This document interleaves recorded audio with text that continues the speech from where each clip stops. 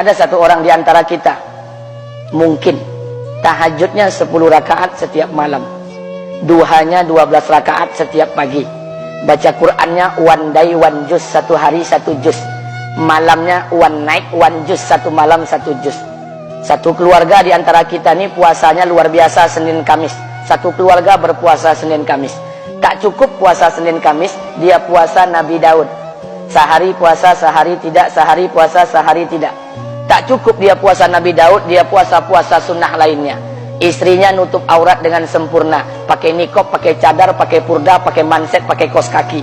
Suaminya 5 waktu ke masjid tak tertinggal takbiratul ula.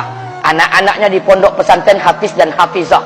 Tiap pagi berinfak, tak pernah menggunjing orang. Quran terjaga, aurat terjaga, tahajud terjaga, 5 waktu terjaga, duha terjaga, Quran terjaga, puasa terjaga. Sempurna satu keluarga amalnya.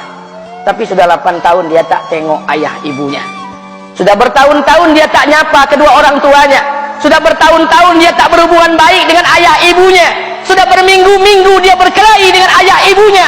Sudah berhari-hari dia bermusuhan dengan kedua orang tuanya. Maka anak seperti ini, seluruh amal yang mereka kerjakan tertolak di sisi Allah Subhanahu wa taala, tidak akan diterima Allah.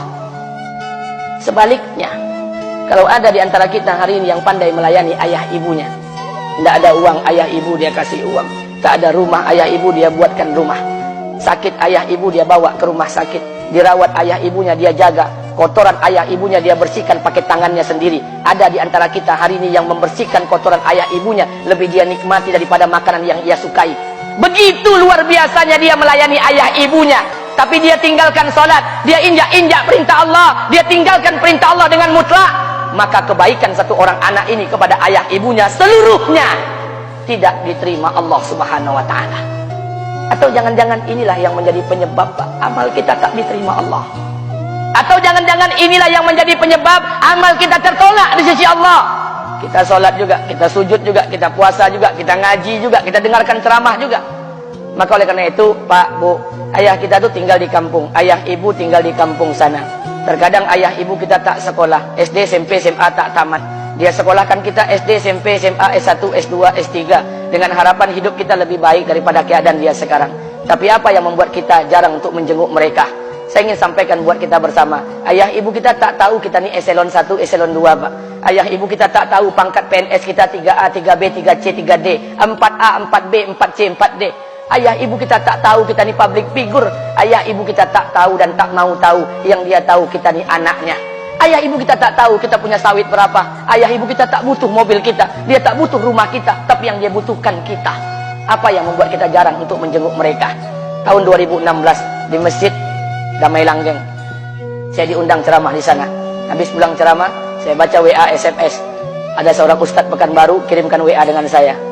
Saya baca 2 kali, air mata saya menetes. Kenapa? Karena WA itu berisi cerita satu orang ibu sedang menelpon anaknya. Ibunya nelpon anaknya.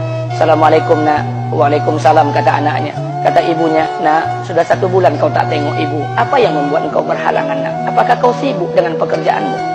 Minggu yang kedua ibunya telepon lagi. Assalamualaikum nak, kata anaknya. Waalaikumsalam. Kata ibunya, nak, ibu dapat kabar apa engkau baru beli mobil baru. Apa betul nak? Kata anaknya, betul bu. Kata ibunya, alhamdulillah nak, ibu bangga kau pandai menyenangkan hati anak istrimu. Minggu yang ketiga ibunya telepon lagi. Assalamualaikum nak, kata anaknya. Waalaikumsalam. Kata ibunya, nak, ibu dapat kabar bahwa engkau baru beli rumah baru. Apa betul nak? Kata anaknya, betul bu. Kata ibunya, alhamdulillah nak, ibu senang kau bertanggung jawab dengan anak istrimu. Minggu yang keempat ibunya telepon lagi. Assalamualaikum nak. Waalaikumsalam. Kata ibunya, nak, tadi ibu pergi ke pasar, ibu jumpa temanmu di pasar. Kata temanmu di pasar, temanmu banyak bercerita tentang kamu. Kata temanmu tadi, kamu baru beli anak anjing seharga 40 juta dari negeri Belanda. Apa betul nak? Kata anaknya, betul. Kata ibunya, nak, dengarkan pesan ibu untuk terakhir kalinya. Apa pesan ibunya? Wahai anakku, engkau pelihara 1 ekor anjing.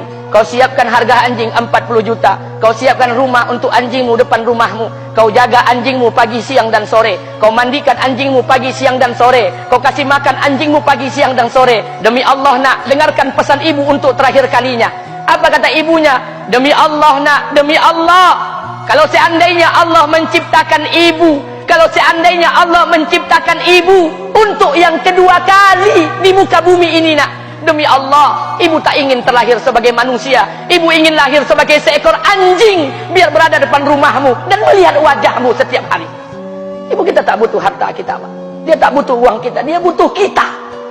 Apa yang membuat kita jarang untuk menjenguk mereka? Pantas hidup kita tidak berkah, pantas rumah tangga kita tidak sakinah, karena hubungan dengan ayah ibu kita rusak selama ini. Masih ada kesempatan, masih yang jauh telepon, yang dekat kunjungi mereka. Demi Allah, kita butuh keberkahan doa mereka. Yang sudah meninggal, ziarahi kuburnya dan doakan mereka. Imam As-Syafi'i berkata, apa kata Imam As-Syafi'i? Manusia zalim, manusia bodoh, kalian tak tahu apabila ayah dan ibu kalian mengangkat tangan di malam hari, dia berdoa kepada Allah untuk anaknya. Doanya cuma sekali, malamnya cuma sekali, hanya sekali saja doanya. Apa kata Imam Syafi'i? Sekali doa ayah dan ibu kalian sudah cukup bagi Allah untuk menjadikan kalian anaknya berkah dunia akhirat. Hari ini berapa banyak doa ayah dan ibu kita, tapi tidak ada keberkahan buat anak mereka. Kenapa? Hati mereka tersakiti. Maka pulang, Pak, cari mak bapak kita. Kita punya rumah hari ini, Bu, kita punya rumah, punya harta, punya uang, punya pekerjaan, punya kekayaan, punya sawit. Kita jadi orang hari ini, jadi pegawai, bukan kena sarjana kita, Pak. Kita jadi orang hari ini bukan kena otak kita. Kita jadi orang hari ini bukan kena kepintaran kita. Kita jadi orang hari ini jangan-jangan kena keberkahan doa ayah dan ibu kita yang tak pandai tulis baca di kampung sana. Cari mak bapak kita, Pak. Demi Allah, kita butuh keberkahan doa mereka. Apa guna di kehidupan dunia sementara Allah tidak ridho dengan kehidupan kita? Pantas amal kita tertolak di sisi Allah. Maka pulang ke rumah, cari mak dan bapak kita yang masih hidup, duduk bersama mereka. Kalau seandainya kita tak bisa membahagiakan mereka, jangan pernah menyusahkan mereka.